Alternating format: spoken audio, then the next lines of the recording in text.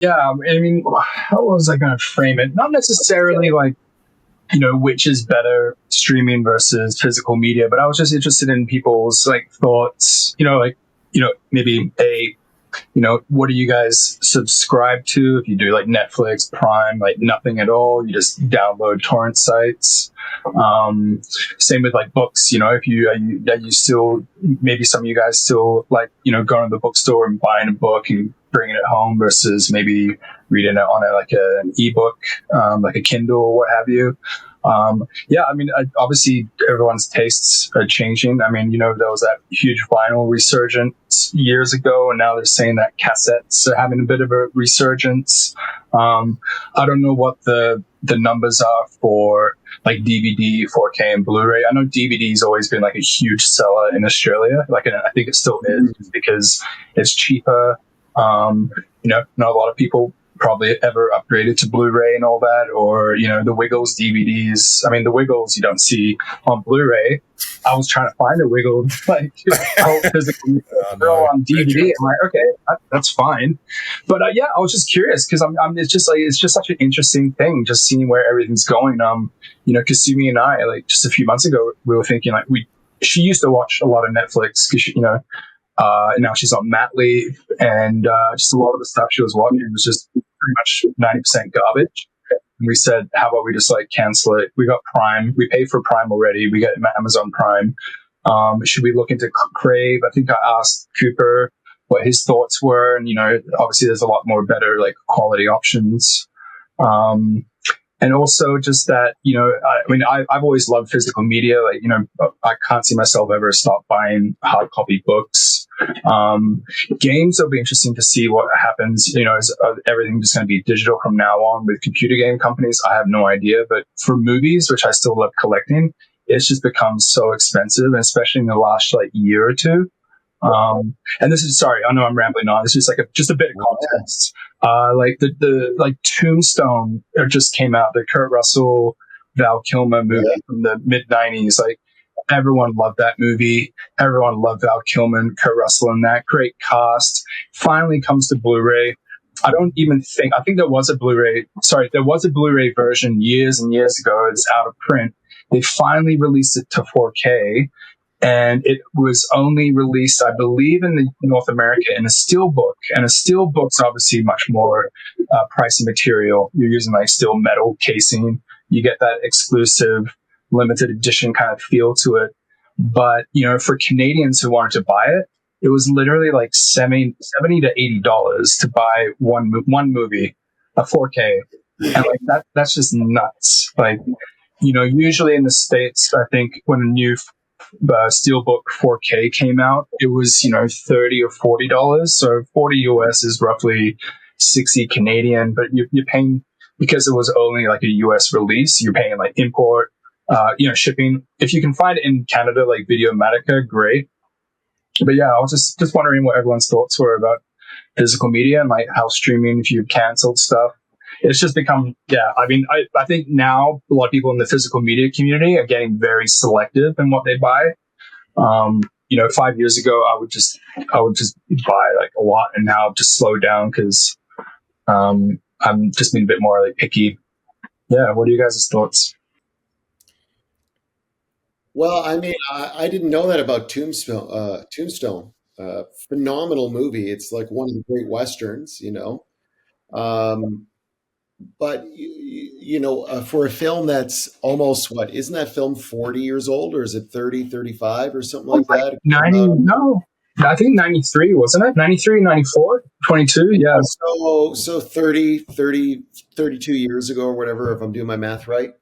I think an $80 4K transfer is pretty egregious, especially even being someone in the film industry who's like, gotta make that dough, right? It's our industry. But I think my opinion is I appreciate the streaming. I think there's a lot of great value to streaming. To me, it just feels like TV to me.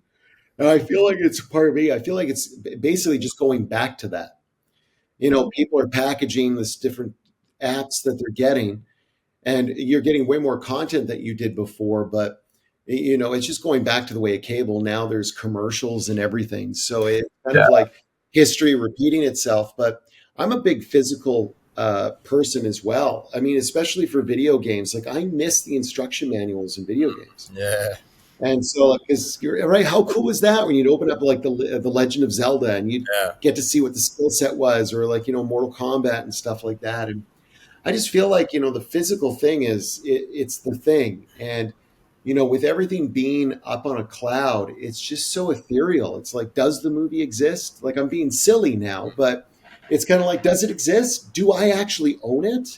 Do Am I we actually exist? part of that experience? Like it's a really interesting thing. I think it's also that whole price thing that you're talking about, and that goes back to movie theaters too. I think it's a contributing factor to why some may say the film industry is in a state of death right now, or it's at a low point because it's not art for the people anymore. It's just not like art for the people. That steelbook would be $20 still, right? No one can afford $80 on a 30 something odd old movie, right? Like or $80, like that's the price of like a top tier video game now. And if I'm 20 years old, do I want to watch this, what some may consider an antiquated Western film? It's a great Western film, or do I want to play Tears of the Kingdom? Right? Tears of the Kingdom is a pretty damn good video game, man. And now those games are like $99 in Canada. It's it's it's getting it's crazy. unreal, like the Switch 2 is coming out or is out. I still can't figure out if it's out or not. It is People are out, like, yeah. it's out, and but you can't order it, you can't do anything. And so I don't know. But how much is that system? It's like $600 now or something. With tax, it ends up being almost 800. Yeah, so you're Yeah. paying $800 for the system, and then correct me if I'm wrong. Is this true? You're paying $90 for the game, but you actually don't get the game. Like the cartridge is actually just a key code, so you're just Yeah. downloading, right? Yeah. Is that for all of them? Like the paper with the digital code? Or are there any of the new Switch 2 games, that any of them have a cartridge in the box? Yeah, you can so there's two versions of the Switch. There's one that's comes with nothing but the console. That one's $629 Canadian, and then you can buy a physical copy of Mario Kart for like $100, whatever it is, $80. If you get the packaged one, it's like $30 more. I think it's like $700 total, but you get Mario Kart with it, but it's just the digital download code. Yeah. I don't understand. Like, what are you paying for? Yeah, Like- that was my big complaint when this whole physical thing started sweeping over. Is one of the benefits they told us was that digital media will cost less because production costs are gone. Like it's a piece of digital thing that we don't have to create we don't have to manufacture the cases, the cartridges, all that stuff, but they're the same price. It's never made sense to me. Actually, more expensive because games were, I think, $20 cheaper. Like even 10 years ago, were they not? Like Yeah. now, like I'm looking at games. I'm like, that's $100. That's crazy. That better be a great game.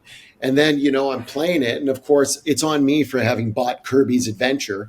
And I'm like, why is this so easy? Like, is it worth $100? Is that a game? Well, I never bought Kirby's Adventure, but I say it as a joke. Right? Like the games are, for the most part, now they're like super watered down too, in some respects, right? Yeah, for me, going back to for subscription services, I've always been kind of an odd man out in that I don't have any of them. I never have any. I don't have any of them. But when a show finally comes out that I want to see, I'll subscribe for that month. I'll watch it and then cancel right away. I personally only it's weird because I make games and movies, but I don't spend a lot of time consuming them. On average, I watch maybe 10 movies a year, maybe. And that's including rewatching old ones. Like I don't watch that many movies anymore. I don't know. They don't really, it's been a while since a movie really appeals to me, but the few that do, I'll love them and enjoy them. And I'll get whatever Crave. I got Crave for The Last of Us. I watched The Last of Us, then I cancel it. I'm not the type of person who just has Netflix on in the background when I get home. I just don't do that. And I think a lot of people would be surprised how much they'd save and not miss these services if they just cancel them. A lot of them have become trash. Like Netflix is Yeah. literally just reality TV. Yeah. It's really bad. You know why it's only reality TV now, right? It's because it's the cheapest thing for them to make. They were spending so much money, but it doesn't make money because it's Yeah. subscription based, right? So they changed their model. It's now all reality TV because they can't spend the money that they were spending on Altered Carbon, which was bonkers. Yeah. I was a huge I was a huge physical media guy back like in high school. I had the biggest DVD library. I was so proud of it. And then when it got swept away and Blu-ray came out, I was like, "What? I got to do this all over again?"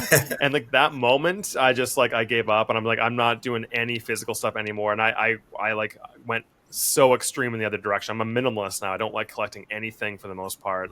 I do like digital everything, though I see the downsides in it. But I don't have space even for like 500 Blu-rays or whatever it is, and all these games. So I buy everything digital, and I've been doing that since like 2010 probably. So I don't really own. I have started getting books again recently, but I'm already running out of space for books.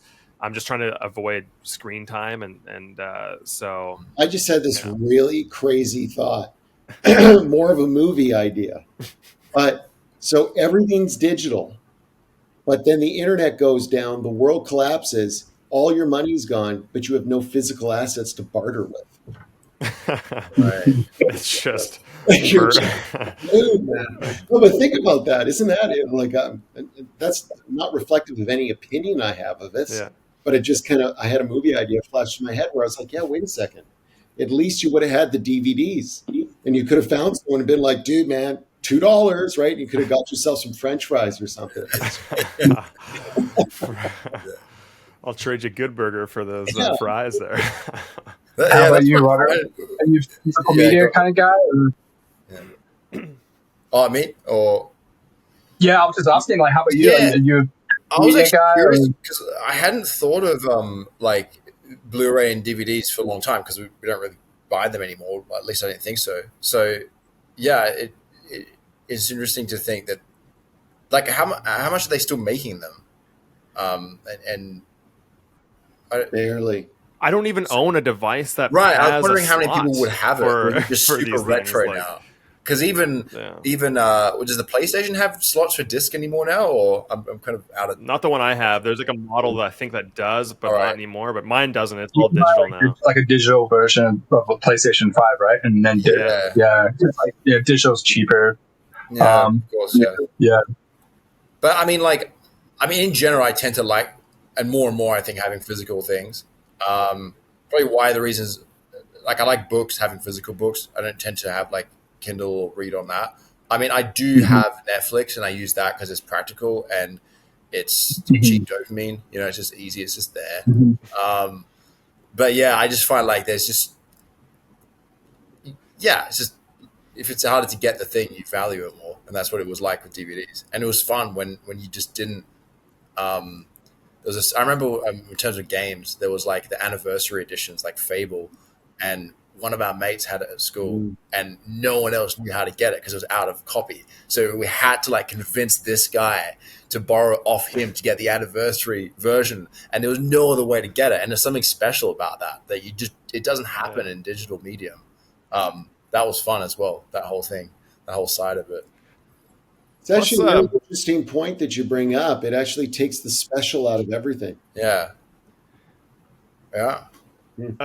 I was gonna say, plus like bonus features for movies and stuff. That was I was sad to see those go away. I loved commentary and they had art in some of the, like Clayton, you were saying the instruction manuals in themselves were nicely designed, but sometimes they actually had fold out posters. I remember the Halo games, you could just fold out, and there's a whole art you could just put up on the wall or something that was like in the instruction manual, and it was physical stuff you could have with it. Like if you open the Switch case for like I saw a video of someone do this, like the new Mario Kart game, you open it up, it's literally just a completely empty box with this tiny cartridge, and it's like it's almost disappointing actually. Well, it is disappointing.